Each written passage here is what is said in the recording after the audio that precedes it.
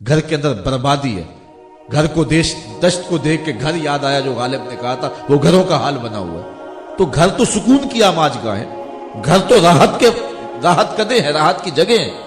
لیکن گھروں کے سکون کہاں گئے؟ لٹ گئے. ہم کہتے ہیں کسی نے جادو کر دیا, کسی نے ٹونا کر دیا, کسی نے تعویذ ڈال دیے, کسی نے سایہ کر دیا, بدروحیں آ گئی ہیں, بھوت آ گئے ہیں. نہیں, ایسا نہیں ہے. قرآن سے دوری کی نحوستیں ہمارے گھروں میں آ گئی.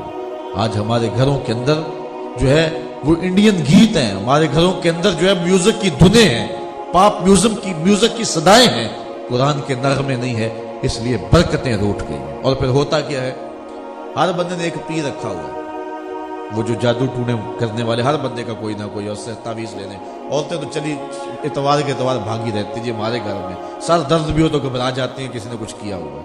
اور یہ اتنے خبیث اور بدفطرت لوگ ہوتے ہیں کہ الیاذ باللہ, یہ جو کر رہے ہیں روز آپ ٹیلی ویژن اخبارات کے اندر دیکھتے ہیں کہ یہ کیا کچھ کر رہے ہیں. اور ضعیف الاعتقاد طبقہ ہے جو ان کے پیچھے بھاگا ہوا ہے. یہ لوگوں کو مزید مریض بناتے ہیں, اور ضعف الاعتقادی سے ہی ان کی دکان چمکے گی. اس لیے یہ خاندانوں کو لڑاتے ہیں, آپس میں ٹکراؤ کراتے ہیں, اوہام, وسواس اور ان چیزوں کو انڈھیل دیتے ہیں. اب تو ایک نئی مصیبت نکلی ہے. جس طرح وہ پہلے سیاست میں مرد تھے, اب لیڈی کونسلر بھی آ گئی ہیں. اس طرح لیڈی پیر بھی آ گئی ہیں.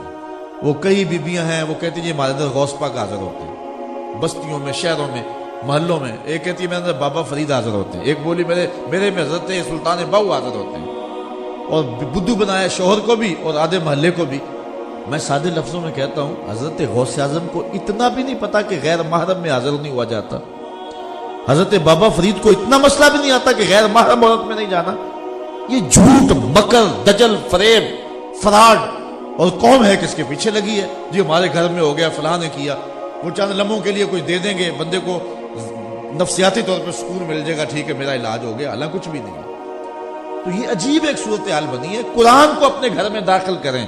جس گھر میں سورہ بقرہ پڑھی جائے اس گھر میں جادو نہیں آ سکتا. قرآن کی آخری 2 سورتوں کا نزول ہی جادو کے توڑ کے لیے کیا گیا ہے. کیوں نہیں پڑھتے اپنے گھروں کے اندر؟ تلاوت کلام مجید کا کیوں ماحول نہیں بناتے؟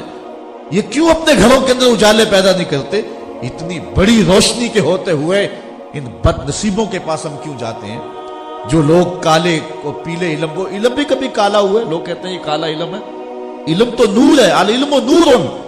یہ سفلیات کے ماہر جو لوگ ہیں, انہوں نے قوم کو جس راستے پہ ڈال دیا, اور قوم جس طرح ان کے پھندے میں پھنسی ہوئی ہے, بالخصوص ہمارے معاشرے کی جو ہے وہ خواتین جس طرح ان کے پھندوں میں پھنسی ہوئی ہے. اور آئے دن الیاذ باللہ ایسے واقعات رونمار ہوتے ہیں کہ شرم سے انسانیت کا سر جھک جاتا ہے. اور آ جا کے جو ہے پھر کہتے ہیں جی یہ پیر کہہ رہا ہے. یہ پیر کب ہے؟ کون انہیں پیر کہتے ہیں؟ یہ تو گنڈے ہیں, یہ تو بدماش ہیں, یہ تو ڈاکو ہیں, یہ تو لٹیرے ہیں, یہ لوگوں کی عقیدتیں سمیٹتے ہیں, یہ لوگوں کی جو ہے وہ آبروؤں سے کھیلنے والے لوگ ہیں. ان سے اپنے تعلق کو ہم دور کریں.